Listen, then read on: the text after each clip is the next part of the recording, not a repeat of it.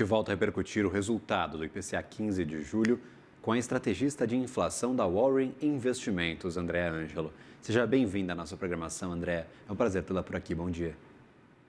Oi, Gabriel, bom dia. O prazer é meu. Como vai? Sempre bem, André. Se reclamar, piora, né? É a máxima aqui dos nossos dias. Minha cara, inflação prévia deste mês de julho, 0,33%, pouquinho acima da mediana das expectativas do mercado, tanto pela projeção Reuters quanto da Broadcast.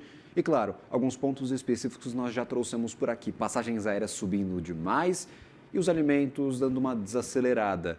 Quais os pontos, talvez, mais qualitativos dessa inflação que você gostaria de destacar para a nossa audiência, por favor? Bom dia, Gabriel. É isso aí. Se melhorar, estraga, né? Bom, a inflação de hoje, a gente viu aqui no IPCA um pouquinho mais alta, sim, então 0,33, a Warren tinha 0,29, teve uma surpresa aí, e concentrada no que você já falou, que é passagem aérea. Então, 19% de passagem aérea, não tínhamos isso, e isso é visto, embora eles sejam classificados como um serviço, a passagem aérea, então a parte qualitativa teria esse ruído, é um item muito volátil e difícil mensurar em coletas aqui de inflação, tá? Então, dito tudo isso, o qualitativo do IPCA não foi ruim. Então, continua mostrando principalmente uma parte que é intensiva em trabalho, em mão de obra, que tem cabeleireiro, tem médico, esse tipo de serviços de consertos, eles vieram desacelerando. E é isso que foi o tom da leitura hoje. Os mercados estão reagindo a um tom qualitativo melhor da inflação do IPCA 15 de julho do que era esperado até ontem. Então, sim, uma leitura qualitativa boa que mostra que há uma desaceleração nessa inflação de núcleos ligadas à mão de obras acontecendo. Então, embora, né, a surpresa tenha sido altista, ela foi concentrada em itens voláteis. E como você mesmo trouxe, toda essa parte de alimentos continua desaceleramos, tivemos deflação ali em arroz, feijão, nas carnes, em frutas. Então, isso tem ajudado a inflação de alimentos a desacelerar. A gente acha que até esses são os itens que continuarão caindo de preço e que vai ajudar também a alimentação ser um pouco mais contida nos próximos duas leituras de inflação. Perfeito. Quando a gente olha, por exemplo, para estes serviços que estão em desaceleração, que a senhora aponta como um ponto positivo dessa publicação do IPCA, efeito de política monetária, efeito de desaquecimento da economia, como é que a gente pode, talvez, monitorar o que causou esse desaquecimento e essa qualidade um pouco melhor da inflação em julho? Isso mesmo, Gabriel, a política monetária tem feito efeito, tem feito efeito, é isso mesmo.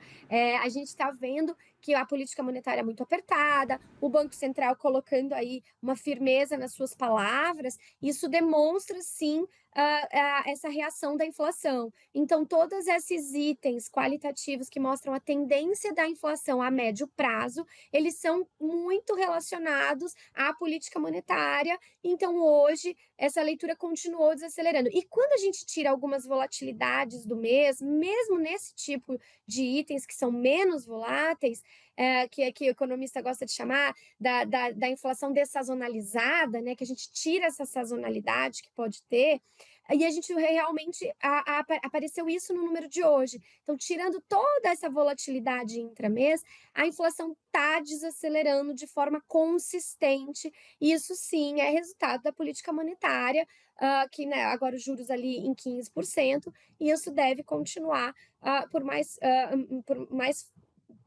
à frente aí, por mais algum tempo. Agora, uma curiosidade de quem acompanha aqui a inflação, eu não tinha monitorado o setor de despesas pessoais com tanto cuidado, me passou uma informação despercebida. Tem jogo de azar em despesas pessoais? Isso está pressionando a inflação? O que está acontecendo, André Ângelo, por favor? Não, tranquilo. Jogos de azar do IPCA, que é classificado assim, é a loteria. Então são os jogos lá, Mega Sena, Loto Fácil, né? E eles tiveram reajustes no início do mês. Então o IPCA captura esse reajuste. Ainda não temos o tigrinho, né? Isso não tem na cesta do IPCA. Isso não é pesquisado, Gabriel. Mas toda a parte de loteria desses jogos, sim, entra na inflação. tem até um peso considerável, tá? E aí é capturado por aquela alta que teve um decreto do governo aumentando os jogos de loteria, alguns joguinhos ali, e a gente tem realmente esse efeito aqui no IPCA.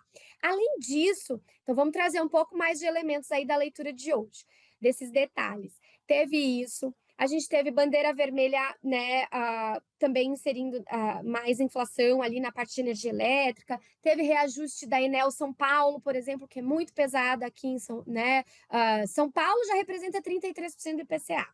A Enel é praticamente 80% disso. Então, você tem aí aquele reajuste que foi muito forte, né? 13% na energia elétrica aqui na cidade de São Paulo. Então, isso também foi registrado no IPCA. Fora isso, você teve também muito mais aluguel. Aluguel foi um item mais caro ali nessa inflação também, que ele pega muita inflação 12 meses, e a inflação 12 meses foi forte, né? Está em 5,30 ali, quando a gente olha isso aí. Então, você teve aluguel reagindo também a isso.